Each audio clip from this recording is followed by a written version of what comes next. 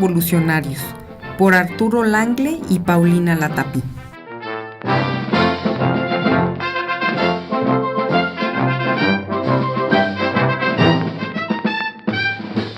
Con Zapata hasta la muerte.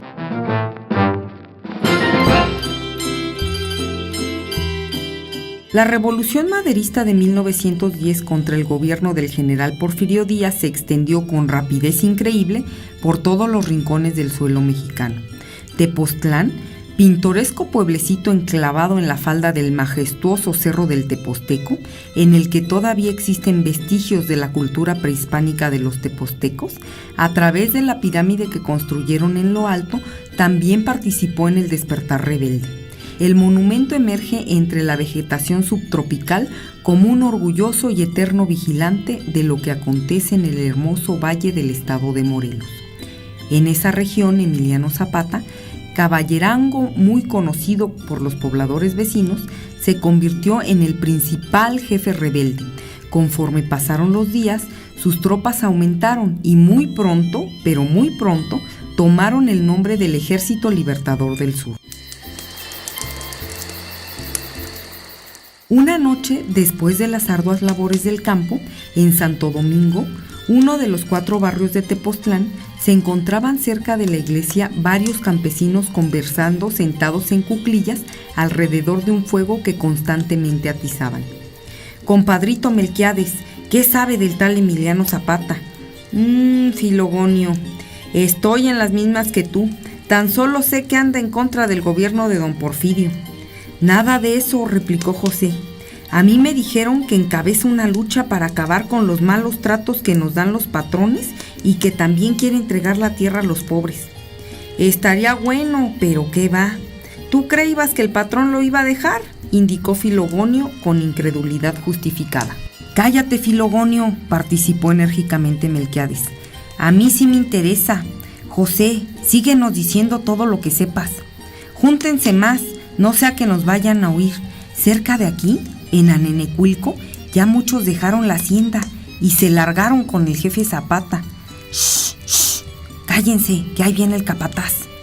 «¿Qué tanto hacen? Pa' lo único que se juntan es pa' chismear. Ya váyanse a dormir, mañana hay que levantarse muy temprano. Y tú, Melquiades, deja de estar tomando aguardiente». «Don Jesús, si nomás fue un traguito pa'l frío». «Cállate, no quiero saber más», declaró el capataz. «Son órdenes del patrón». «No te enojes, Jesús», intervino José. «Mira, José, que sea la última vez que no me llamas don Jesús. Fíjate que no somos iguales». «Está bien, don Jesús, ya nos vamos», masculló José entre dientes. «Desgraciado, ya no te acuerdas que jugábamos juntos y que tú también usabas guaraches y que solo porque aprendiste a leer cambió tu suerte». La jornada transcurrió sin cambio alguno. Desde las 5 de la madrugada, Filogonio, Melquiades y José, junto con otros campesinos, trabajaron recia y fatigosamente bajo los quemantes rayos del sol. Tomaron un breve descanso para comer lo poco que llevaban en el modesto itacate. Continuaron en las tareas hasta el oscurecer, en todo momento ante los gritos y amenazas de don Jesús. Por la noche, la acostumbrada fogata sirvió a los campesinos una vez más de centro de reunión y esparcimiento. Algunos, para mitigar sus penas, se embrutecían con el aguardiente. El grupo de José, sin aislarse del todo para no provocar sospechas, en voz baja continuó la plática que se había quedado truncada la noche anterior. «Miren, muchachos, verdad de Dios», dijo José, «en cuanto tengo oportunidad, me uno a las fuerzas del general Zapata». «¿Y tu familia? ¿Qué va a pasar con ella? ¿Ya lo sabe Chole?» «No seas bruto, Melquiades, hay cosas que no se pueden decir, pero si como dicen es pa' bien de nosotros y de nuestros hijos, pues yo sí jalo. ¿Quién quita y acaben con el gobierno y también me desquite del señor don Jesús?» Todos respondieron por un momento con risas un tanto nerviosas. Sin embargo, se dejó sentir un largo silencio en el que José los observó sin decir palabra. Unos esperando un nuevo diálogo y otros, la mayoría, tratando de entender lo que les decía su amigo. José continuó: «No más piensen en la miserable situación en que vivimos.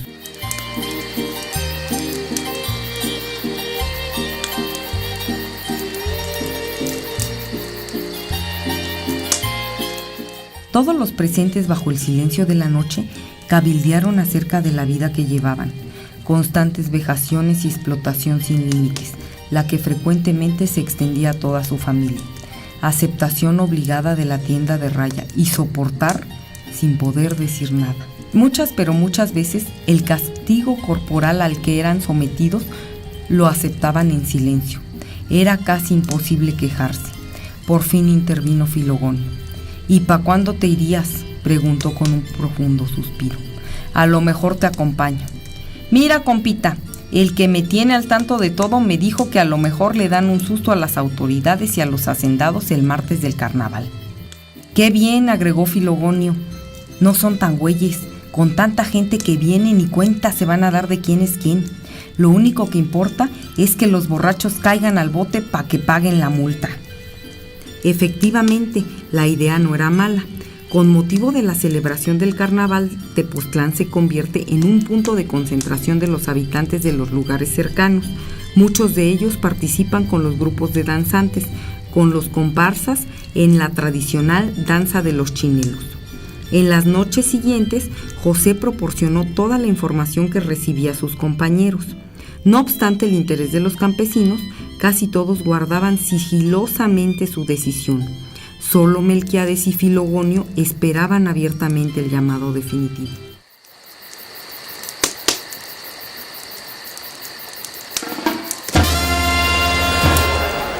El tan deseado martes de carnaval llegó por fin en los últimos días de febrero.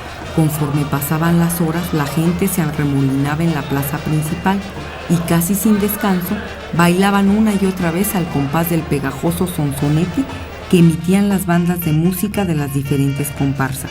La alegría del baile de los chinelos se conjuntaba eufóricamente con todos los espectadores. Pardeaba la tarde, las luces empezaban a encenderse. La alegría carnavalesca, acompañada del abundante consumo de ponche, aguardiente y cerveza, llegaba al máximo apogeo. La fiesta alcanzaba su mejor momento cuando un estruendoso ruido de caballos, seguido de numerosos disparos al aire, dejó quieta a la muchedumbre, que sin saber qué pasaba, también enmudeció. Los gritos de «¡Viva la revolución! ¡Viva el general Zapata! ¡Viva Madero! ¡Muera Porfirio Díaz!» la hizo reaccionar.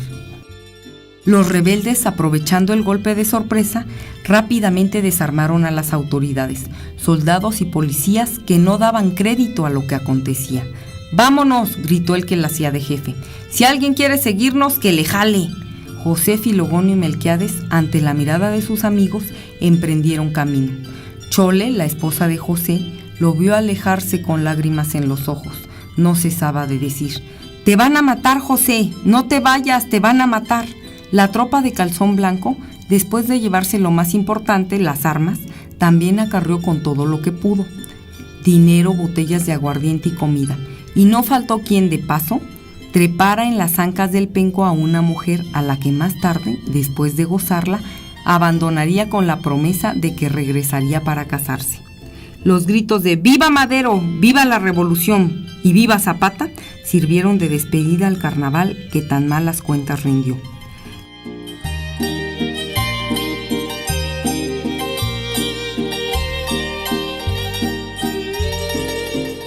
Las autoridades de Tepoztlán comunicaron a la superioridad el desastre y la pusieron sobre aviso de que en esos lugares el foco rebelde tomaba características alarmantes.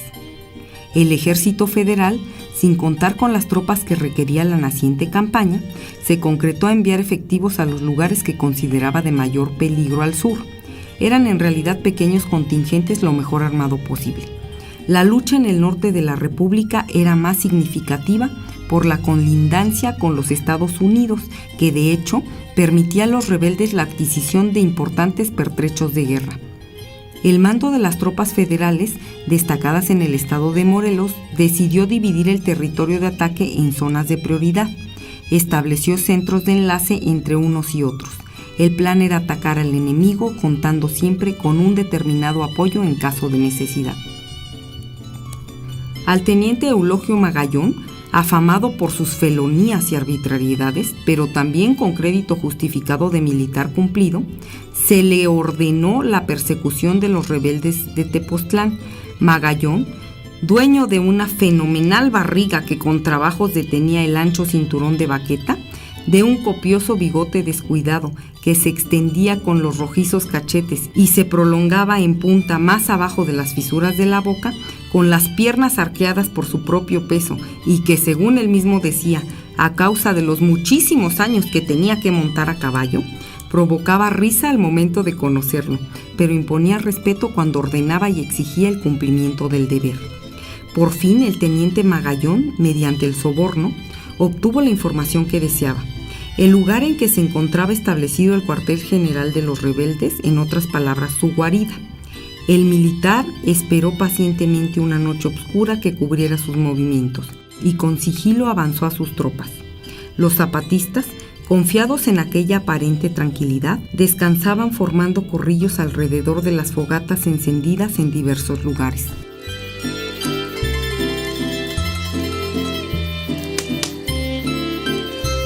Mientras tanto, José, Filogonio y Melquiades, que estaban en el mismo pelotón a las órdenes del sargento Pablo Ramírez, se habían convencido de que el trío era inseparable. Sus mismos compañeros de armas los llamaban burlonamente las Tres Margaritas, aunque no por ello dejaban de reconocer que en contados asaltos que habían tenido eran muy valientes y le habían echado muchas ganas. Esa noche las Tres Margaritas se encontraban junto a una lumbre en la que otros revolucionarios entonaban acompañados de una guitarra su mejor interpretación. Ya se va la embarcación, ya se va por vía ligera, se lleva a mi compañera, a la dueña de mi amor. ¿Saben, muchachos?, exclamó José, extraño a mi chole y a mis hijos, pero esto va pa' largo, no tiene pa' cuándo acabar. Dicen que los federales de don Porfirio están bien armados. Pues yo no lo creo, José, indicó Melquiades. Llevamos varios días esperándolos y ni su luz. Pa' mí que la revolución va a ganar en un chico rato. Pues yo estoy con lo que dice José, agregó Filogonio. Esta lucha apenas comienza y me huele que muchos de nosotros nos vamos a morir. Yo, Melquiades, les digo que las Tres Margaritas vamos a ver muy pronto el triunfo. Para que vean que no dudo ni un pelo, me comprometo a pagar las copas en el carnaval del año que entra.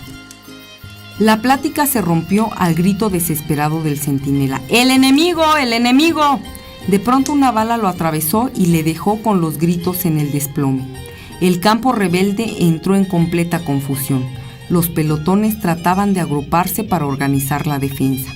El sargento Ramírez hacía esfuerzos enormes para que su gente lo escuchara. Por fin, pasados los primeros minutos de sorpresa, lograron un determinado orden y utilizando los tecorrales como trinchera, repelieron el fuego. Magallón, encasillado, no quería ceder, se resistía a la derrota. Sentía que era lo más indigno de un oficial.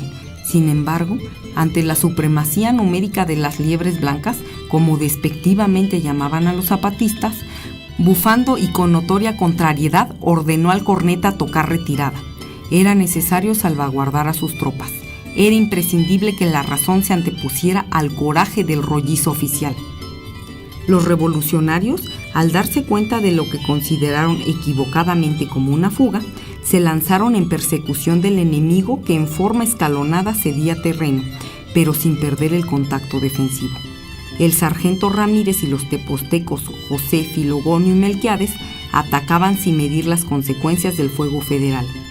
La escaramuza terminó con la hábil retirada de Magallón, aunque para ello tuvo que lamentar, como era lógico, costosas bajas entre los heridos y los muertos que hubo en sus tropas.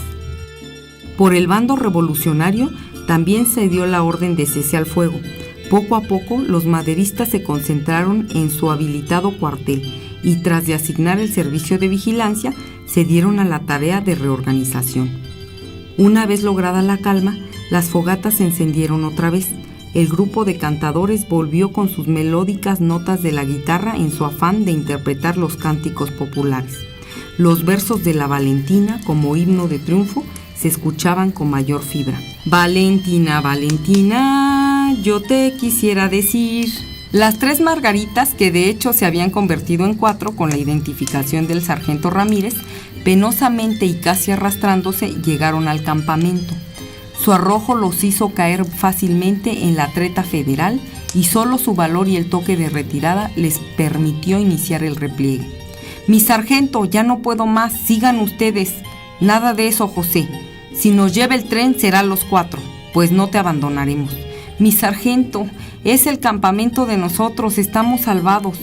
«Filogonio, ayúdame a cargar a José. Tú, Melquiades, pide ayuda, está perdiendo mucha sangre».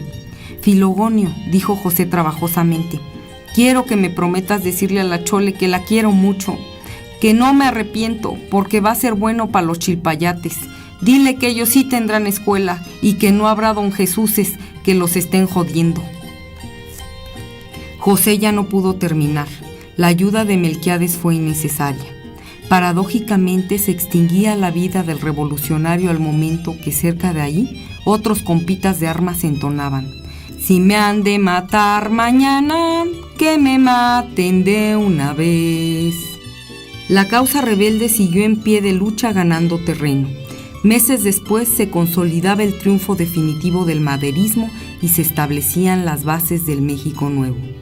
Tepoztlán participó digna y valerosamente no solo con las Tres Margaritas, sino con otros muchos revolucionarios.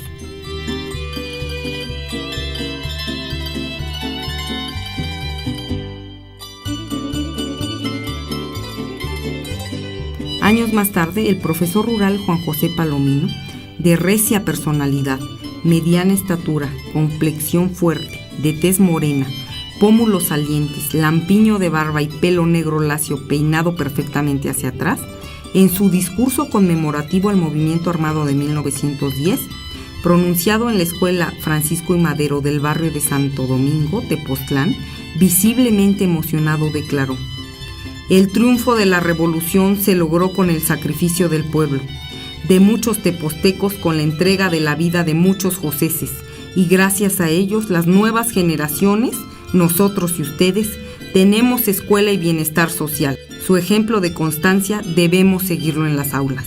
Los viejos y no pocos jóvenes comprendieron que se refería al José que encabezó a las Tres Margaritas. Se trataba nada menos que de su padre. Terminó la ceremonia con la interpretación del himno nacional. Todos los presentes lo entonaron respetuosamente de pie. Los alumnos y profesores, emocionados y con energía sin igual, casi gritaron: «Un soldado en cada hijo te dio».